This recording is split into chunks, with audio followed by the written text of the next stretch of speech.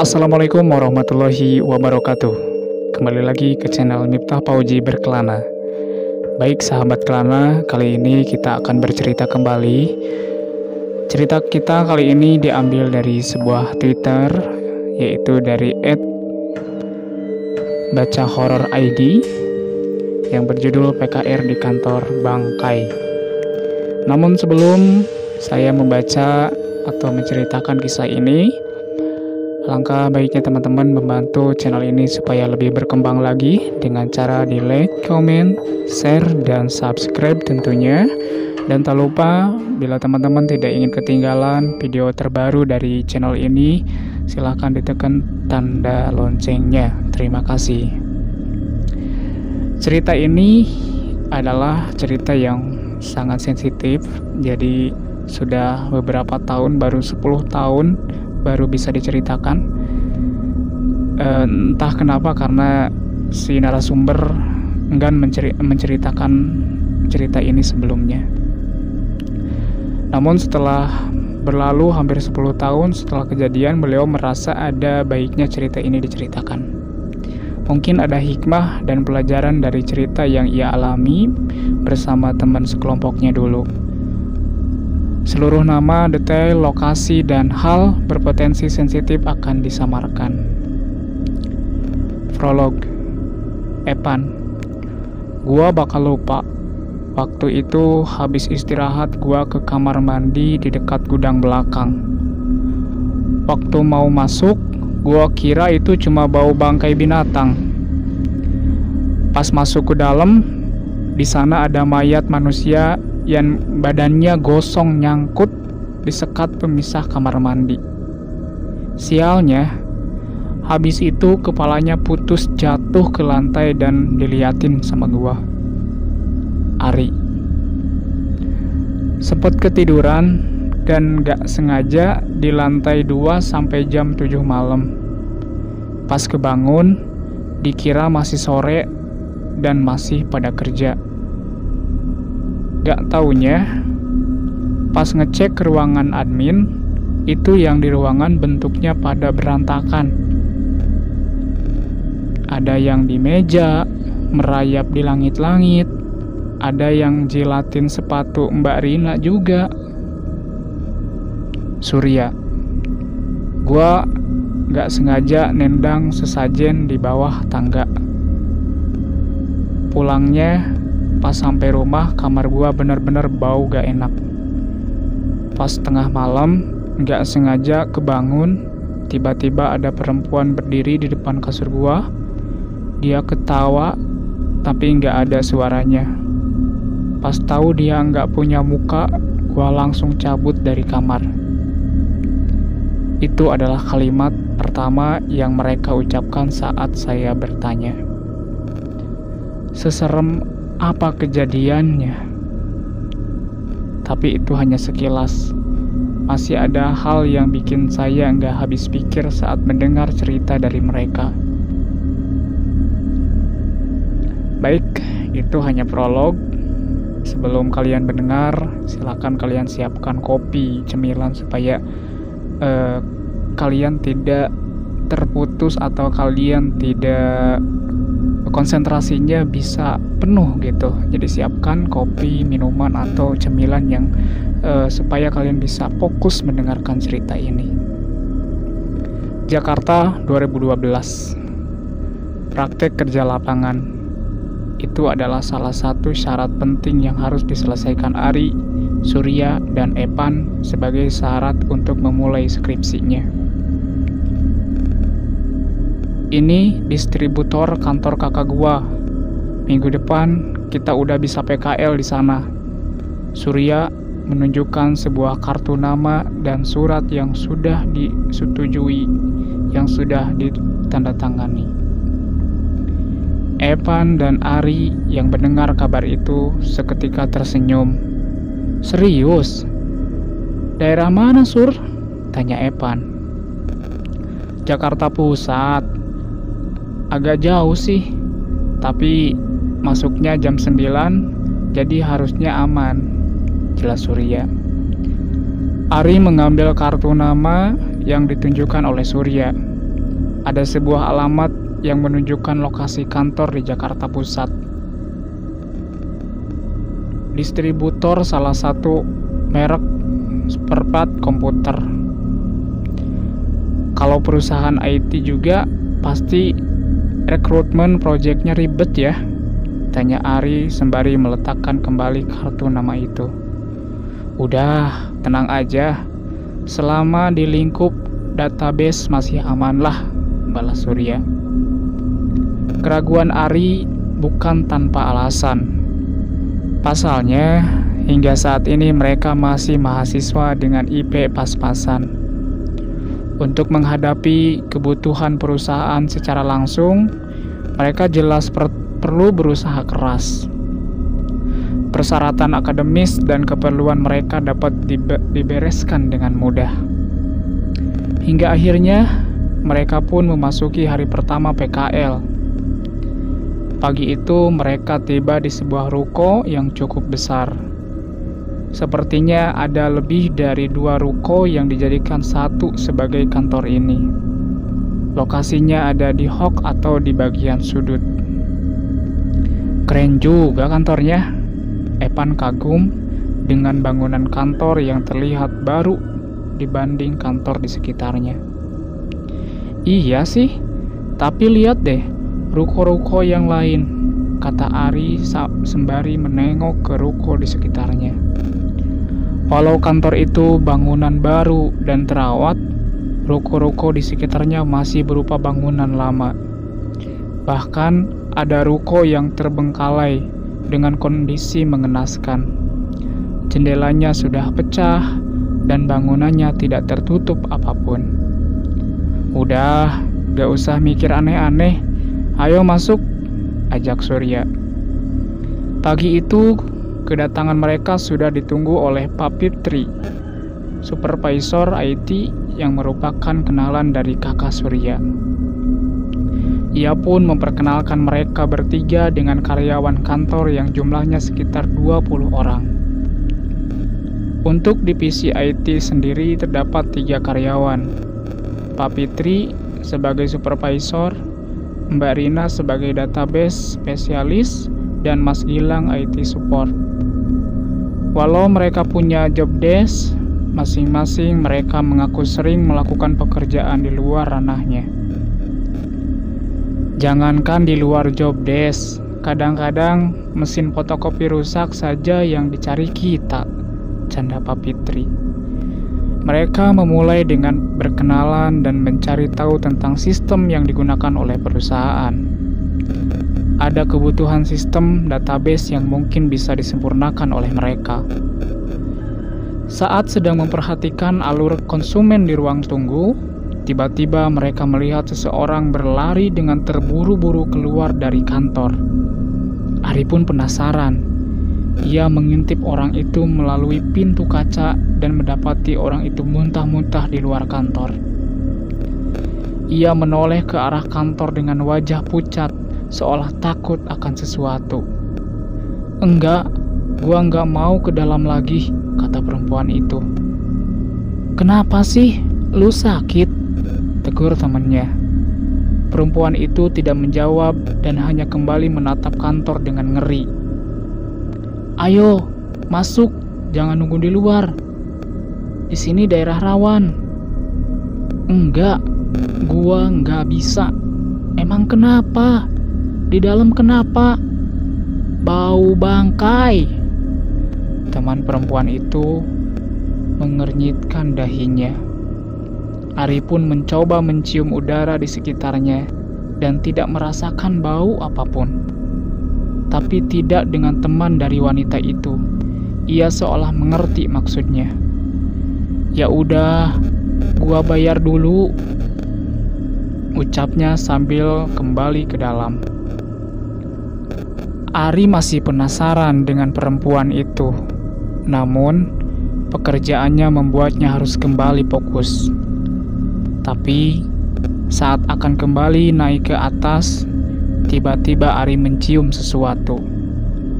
Aroma dupa. Ada sepiring sesaji dengan dupa yang dibakar di bawah tangga. Nggak usah heran, itu maunya si bos. Ntar ada orang yang ganti tiap hari kok. Tiba-tiba Mbak Rina menyusul Ari dari belakang dan melewatinya. Hari pertama PKL mereka tidak ditemukan banyak halangan. Tepat saat jam 5 pun mereka bersiap-siap untuk pulang bersama dengan karyawan lainnya. Hebatnya kantor ini setelah jam 5 mereka segera bersiap dan tidak ada yang lembur di kantor. Nggak ada yang lembur ya mas? Tanya Epan ke Pak Gilang. Jangan, ayo pulang. Jangan sampai ada yang lembur. Pokoknya sebelum maghrib kantor harus udah kosong, jawab Mas Gilang sembari berangkat mengambil tasnya dari meja. Mereka bertiga pun senang, namun sebagai anak magang, mereka merasa harus tahu diri. Mereka menunggu Pak Fitri pulang baru berani keluar dari kantor. Ada mie ayam di dekat parkiran ruko depan, makan dulu gimana? Ajak Epan. Boleh, biar malam gak usah keluar kos lagi, balas Ari. Mereka pun menyempatkan untuk makan dulu sebelum pulang. Motor mereka dibiarkan terparkir di kantor dan diambil kembali setelah selesai makan. Disinilah mereka bertiga mulai merasa ada yang janggal. Saat hendak mengambil motor mereka di depan kantor, mereka mendapati seluruh lampu di dalam kantor sudah mati.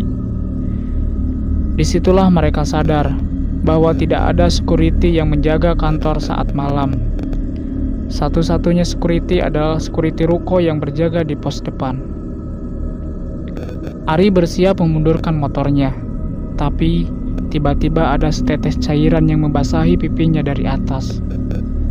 Awalnya ia tidak curiga dengan apapun, sampai saat ia melihat ke arah balkon lantai 2 kantor. Ada seseorang yang berkulit hitam, legam dengan rambut jarang. Ia duduk di balkon ruko sembari memainkan kakinya. Terlihat mukanya dipenuhi borok yang menjijikkan. Ia terus tertawa ke arah Ari dan bersiap meludahi ke arah Ari. Itu apa? Ari gemeteran melihat sosok itu. Ia pun berniat untuk memanggil temannya, namun entah mengapa ia sulit menggerakkan tubuhnya. Kenapa, Ri? Tiba-tiba Surya mengagetkan Ari dengan menepuk bahunya. Sontak Ari menarik napas dan tersadar dari kondisinya. Itu Sur. Ari segera menunjuk ke arah makhluk itu berada. Namun tidak ada apapun di sana. Apaan? Ari pun bingung. Ia tidak tahu bagaimana harus diceritakan ke Surya. Enggak. Ari pun kembali memundurkan motornya. Motor Astrea tahun 95 miliknya dan menaikinya. Mulanya ia berpikir bahwa itu adalah halusinasi. Namun saat menyadari pipinya masih basah, ia mulai segera menggegas motornya dan menjauh dari bangunan kantor itu. Kejadian hari pertama itu membuat Ari sedikit cemas ketika sendirian di ruangan kantor. Tapi beberapa hari awal mereka disibukkan dengan pekerjaan mereka dan tak sempat memikirkan hal yang aneh-aneh. Ada sebuah kamar mandi di ruangan belakang. Tempat itu dipisahkan dengan gudang peralatan event. Surya menyadari ada bau rokok di kamar mandi itu yang artinya hanya di kamar mandi itulah yang diperbolehkan untuk merokok. Tempat itu sangat dihindari oleh karyawan lainnya. Selain karena lokasinya yang jauh dari ruangan kantor, kamar mandi di sana memang kurang terawat dan jarang dibersihkan oleh office boy. Namun, bagi segelintir karyawan yang merokok, tempat itu menjadi favorit mereka. Sekali waktu Surya menggunakan kamar mandi itu untuk merokok. Saat itu masih ada orang di gudang yang mempersiapkan peralatan untuk event. Ia pun menghabiskan waktu cukup lama di sana sehingga sebatang rokoknya terbakar habis. Ada sedikit hal yang mengganggu Surya saat itu. Samar-samar ia mendengar suara percikan-percikan api bersama bau asap yang pekat. Ia dapat memastikan itu bukan bau dari asap rokoknya. Ia pun mematikan puntung rokoknya dan keluar dari bilik. Sebelum keluar, ia mencuci tangannya di wastafel. Ada sebuah cermin di hadapannya. Awalnya Surya pikir ia sendirian di kamar mandi itu. Namun saat melihat dari cermin, salah satu pintu di balik kamar mandi terbuka dan tertutup seperti tengah dimainkan seseorang dari dalam. Ada-ada saja keisengan orang kalau lagi ngerokok, pikir Surya. Ia pun segera keluar mengecek asal bau asap itu. Tapi anehnya di gudang itu sudah sepi. Tidak ada satupun karyawan di sana. Suara api dan asap tidak ia temui lagi saat di gudang. Di tengah kebingungannya terdengar suara bilik pintu kamar mandi dibanting dengan keras. Prak! Saat itu perasaan takut Surya mulai muncul. Ia ingat tidak ada satupun suara langkah kaki yang masuk ke kamar mandi saat ia di dalam.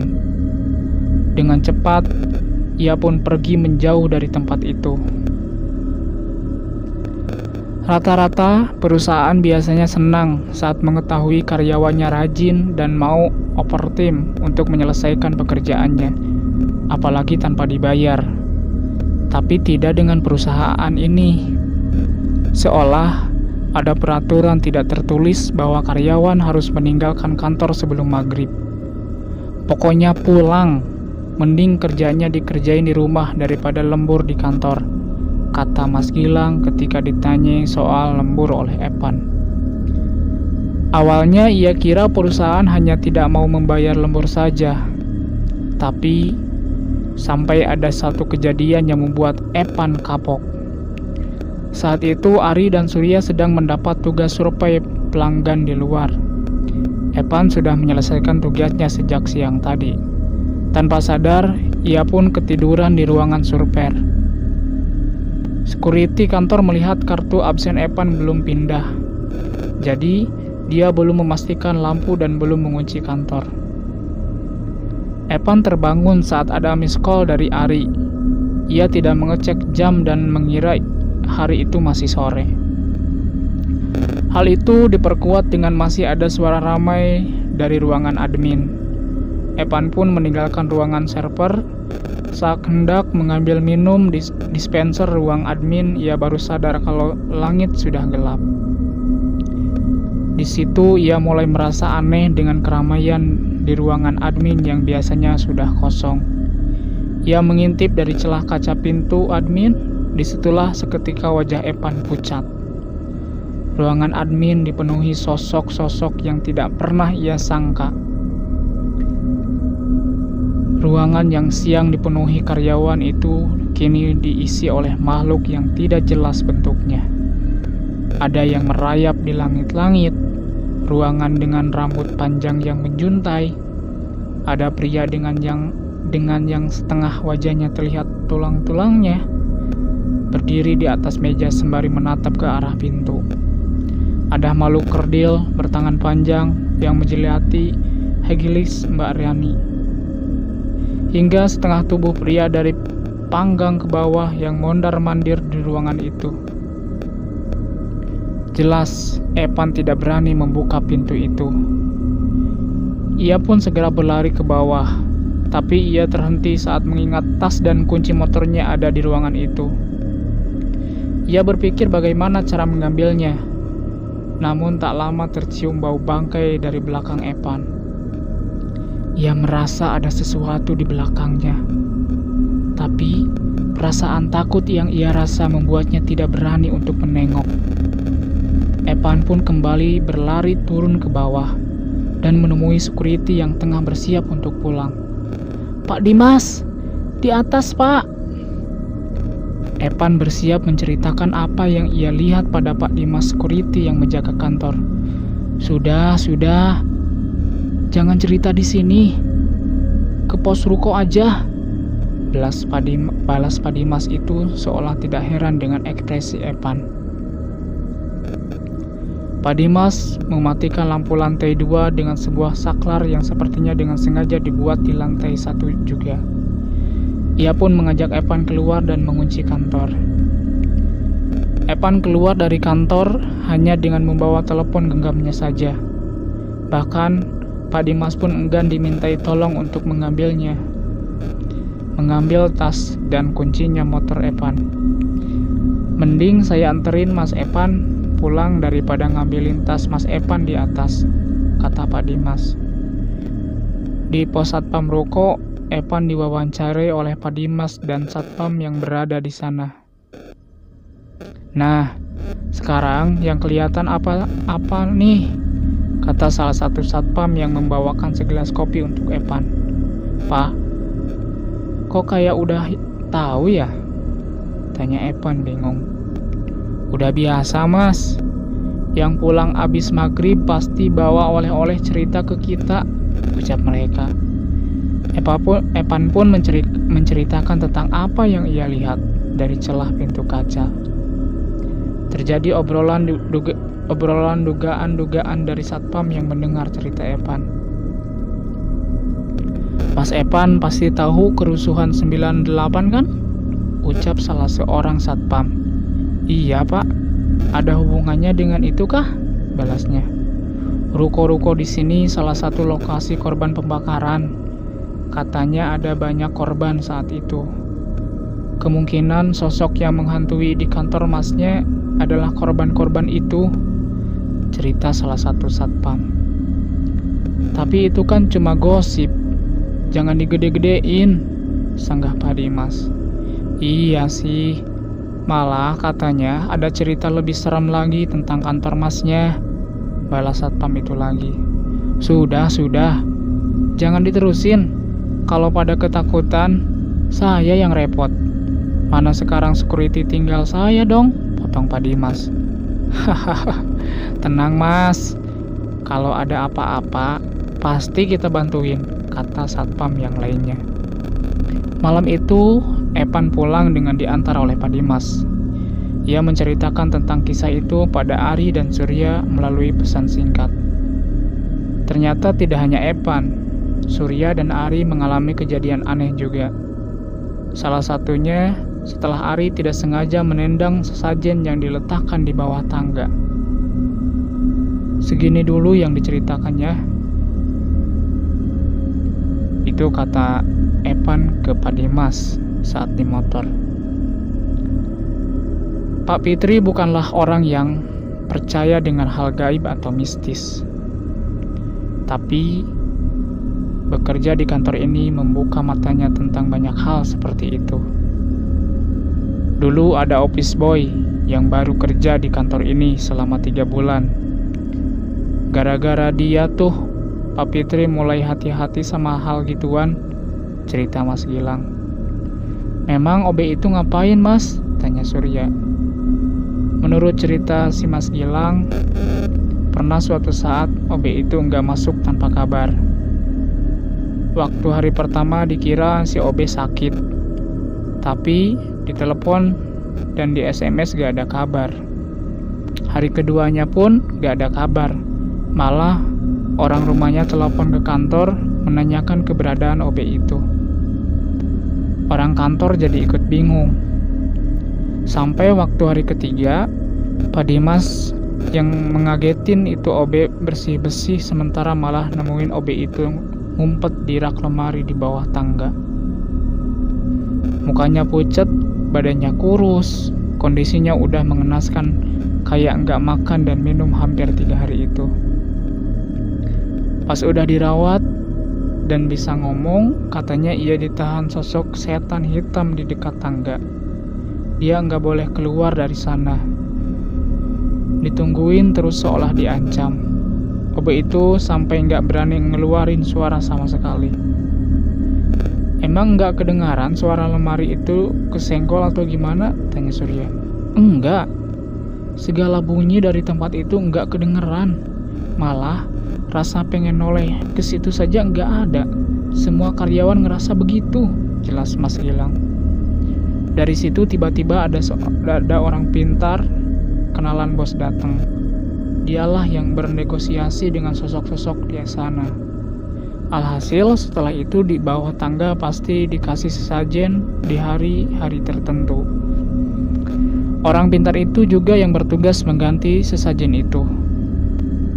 Setelah Ari, Surya dan Evan menceritakan pengalaman horor mereka, akhirnya satu persatu karyawan kantor itu pun menceritakan mengenai hal gaib di kantor tersebut. Sial, suatu ketika Surya saat itu sedang membantu untuk membawakan barang dari lantai 2 untuk dimasukkan ke dalam mobil box. Ia beberapa kali bolak-balik naik turun tangga, hingga tidak sadar menginjak sesajen itu. Surya tidak sadar, ia terus melanjutkan pekerjaannya tanpa menghiraukan sesajen itu. Awalnya memang tidak terjadi masalah. Pekerjaan di hari itu pun ia selesaikan dengan cepat. Belajar dari pengalaman sebelumnya, mereka bertiga pun pulang tepat setelah jam 5 sore. "Habis dari mana, Sur?" tanya Ibu Surya yang tumben sekali bertanya saat ia pulang kantor. "Dari Surya kantor lah, Mak. Tumben nanyain," belasnya. "Ya udah, mandi sana, jarang-jarang kamu pulang bau begitu," balas ibunya lagi. Surya mencium aroma tubuhnya, namun ia tidak merasa ada yang aneh. Ia menganggap mungkin ibunya mengeluhkan tentang bau keringat selama berjalan. Tak banyak aktivitas yang Surya lakukan setelah pulang ke rumah. Tepat jam 9 malam, ia sudah tertidur agar besok pagi bisa bangun tepat waktu. Tapi, tepat saat lewat setengah malam, tiba-tiba Surya terbangun dengan bau yang sangat menyengat. Ia menatap jam dinding yang menunjukkan pukul 2 dini hari. Ia berusaha mencari asal bau itu, dan mencarinya berhenti di salah satu sudut ruangan kamarnya. Ada sosok perempuan berdiri di sana. Bajunya seperti bekas terbakar. Tangannya menggantung sebelah dengan dagi yang terkonyak. Rambutnya menjuntai hingga ke pinggang dan tersenyum dengan mulutnya yang penuh luka. Surya tak mampu berkata-kata melihat sosok itu. Tubuhnya panas dingin, pucat seketika. Apalagi saat ia melihat wajahnya di mana mata dan makhluk itu tidak ada. Bukan rata, melainkan sudah rusak, tak terbentuk hingga tidak terlihat wajahnya. Sontak, Surya pun lari dari kamar dan menghampiri orang tuanya. Saat orang tuanya mengecek mereka, tidak melihat apapun. Tapi setiap Surya menoleh ke sudut itu sendirian, ia selalu ada. Besoknya Surya pun demam. Beruntung, orang tua Surya tidak kolot dengan hal seperti itu. Ada teman ayahnya yang mengerti dan diajak ke rumah untuk melihat kondisi Surya. Dan benar saja, ia menceritakan keberadaan sosok seperti yang diceritakan Surya. "Kamu sudah ngerusak ubo rampe buat dia, Sur," kata Pak Kusni, orang pintar kenalan Bapak Surya. "Saya nggak sadar, Pak." "Terus gimana?" tanya Surya. "Beruntung yang ikut mbaknya. Kalau yang ikut jagoannya, saya juga bingung nolonginnya," jelas Pak Husni. Ucapan Pak Husni mengingatkan Surya akan cerita OB yang ditahan makhluk setan hitam di dekat tangga. Ia menangkap jangan-jangan itulah sosok jagoan yang dimaksud oleh Pak Husni. "Sudah, ini ada air, diminum dulu," ucap Pak Husni. Surya meminum air itu dan seketika demam Surya perlahan pulih. Perasaan akan sosok di sudut kamarnya pun menghilang.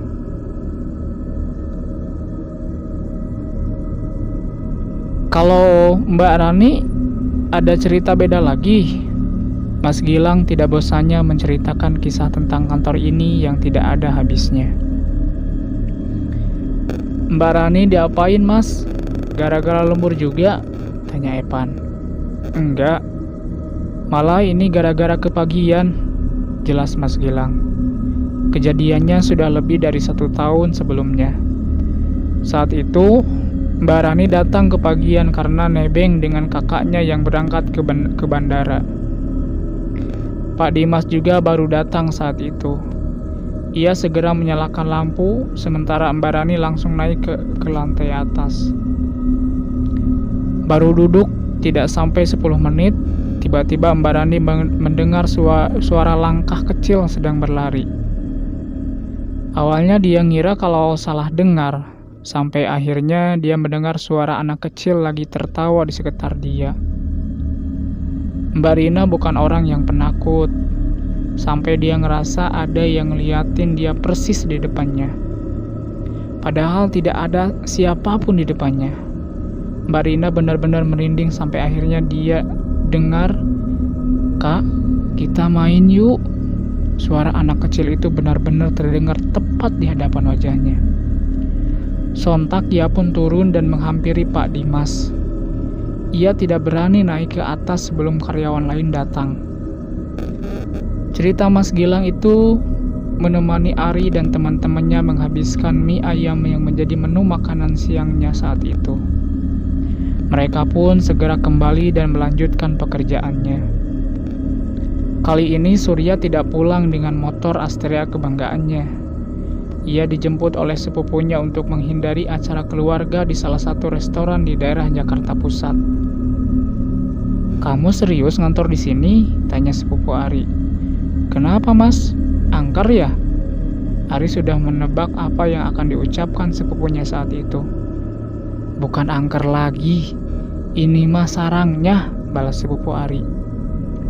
Di keluarga Ari, sepupunya itu memang dianggap yang paling sensitif dengan hal-hal gaib.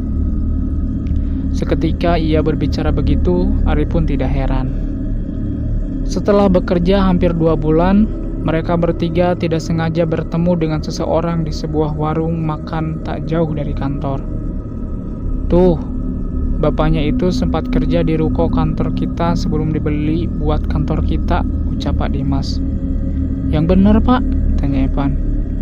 "Iya, kalau mau tanya-tanya, silahkan ke dia," kata Pak Dimas. Benar saja, rasa penasaran mereka membawa mereka untuk bertanya tentang kantor tempatnya bekerja. Pak Rohmadi namanya. "Maaf Pak, memangnya benar Bapak pernah kerja di ruko yang dijadikan kantor kami?" tanya Evan membuka pembicaraan. "Oh, kantor yang ho itu?" tanya Pak Rohmadi. "Iya betul Pak," jawab Evan. "Iya, kenapa emang? Digangguin setan ya?" balasnya enteng. "Iya Pak, bener. Memangnya bangunan itu kenapa sih Pak?" tanya Ari penasaran. Pak Rohmadi pun bercerita cukup panjang. Saat itu ia bekerja menjadi kepala gudang di ruko itu. Pemilik kantor ia bekerja adalah pengusaha yang punya cukup banyak cabang.